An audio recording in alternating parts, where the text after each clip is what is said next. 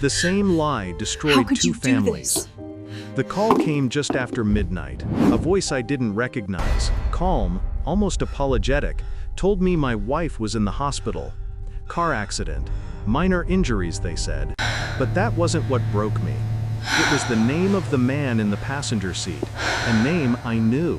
A name that had appeared in my daughter's text messages weeks ago. I hung up the phone. The house was quiet. Too quiet. My daughter's room glowed faintly under the door, her laughter echoing through her headphones, oblivious to the destruction waiting outside her world. I sat there in the dark living room, phone in hand, heartbeat slow, breath even. I didn't scream. I didn't panic. I just listened to the silence. Because silence has a way of telling the truth long before people do. I went to the hospital. She looked small in the white bed. Pale, trembling, eyes swollen with guilt before I even spoke. "Who was he?" I asked quietly. She looked away. Her lips moved, but the sound didn't come out. Then, like a coward's whisper, she said his name. The same name I had seen in my daughter's chats. The same man she'd been helping with college work, she'd said. My mind went blank. Then, cold. Utterly, surgically cold. When she reached for my hand, I let her fingers touch mine for a moment, then I pulled away. It wasn't rage. Rage is loud. This was something else, something quieter, sharper. A realization that everything, marriage, family, love, had become a single, suffocating lie. The next days were a performance. I cooked breakfast, drove my daughter to class, kissed my wife on the cheek before work. Routine, familiarity, disguise. But beneath the surface, I was unraveling the web. The man, Daniel, was older, divorced, charming in the way snakes are charming.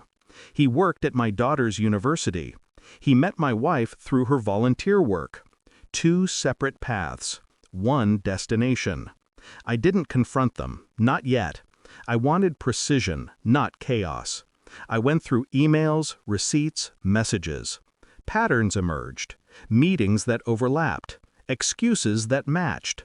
The same perfume mentioned twice, once by my wife, once by my daughter. They had both been fooled by the same man. Different lies, same hands pulling the strings. But what broke me wasn't the deceit. It was the ease of it. How easily trust was sold, love traded, loyalty dismantled. So I did what I do best. I planned. It took 2 weeks to gather everything. Screenshots, bank transfers, hotel bookings, emails, a file of betrayal, thick, heavy, undeniable.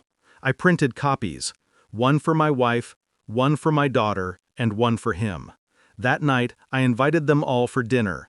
It was my wife's idea of reconnecting as a family. She smiled across the table, a nervous, fragile smile. My daughter laughed, eyes bright with the innocence she didn't realize she'd already lost. Then the doorbell rang. Daniel stepped in. He looked at me like a man walking into his own grave without realizing it. I poured wine, sat down, and laid 3 envelopes on the table. "Open them," I said. No shouting, no drama, just my voice, steady, cold. They opened them. My wife went pale. My daughter froze. Daniel stopped breathing for a moment. The silence that followed wasn't human. It was something deeper, like the world itself was holding its breath. My wife whispered, "Oh my God!" My daughter's voice broke, "Dad, I didn't know." I believed her. She was a victim, just like me. But the man across from me, he knew. He had known everything. I stood up, walked around the table, placed a hand on Daniel's shoulder. He flinched. "Do you know what's worse than betrayal?" I said softly. "Contamination. You touch one life and poison them all." He tried to speak, but I didn't let him. Instead, I slid a folder toward him, evidence copies addressed to his employer, his ex-wife, and the school board. 3 days, I told him. That's how long you have to leave this city before those get mailed. Then I looked at my wife, the woman who'd shared my name, my home, my life. Her eyes were red, her hands trembling. I'm not angry, I said quietly. I'm empty, and that's worse for you. She tried to reach for me again. I stepped back. I'm done protecting people who destroy themselves, I said. Then I turned to my daughter.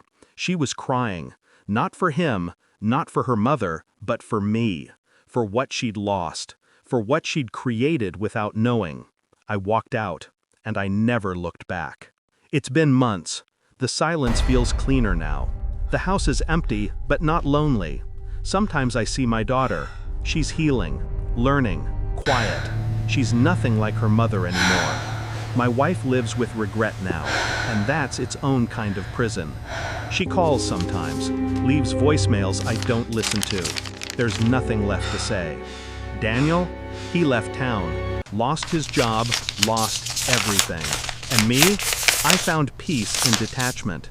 Not forgiveness, not revenge, just the calm knowledge that I ended it. Not with noise, but with truth. The same truth that destroyed 2 families. The same truth that set me free. I look at my reflection sometimes, still, unreadable, calm. I don't see the man I was. I see something colder, something honest. And sometimes, that's enough.